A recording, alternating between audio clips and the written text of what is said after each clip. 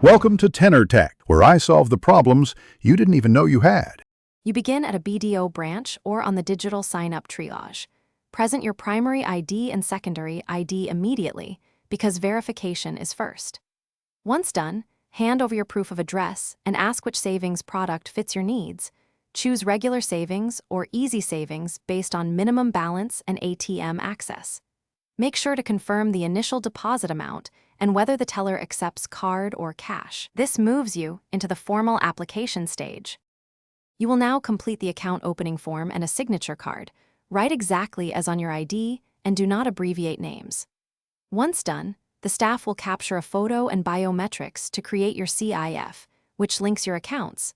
This is why accurate details matter.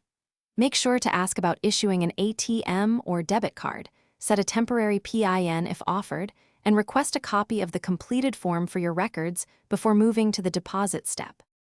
You finish by making the initial deposit and collecting the official receipt. Verify the account number allowed to avoid transcription errors.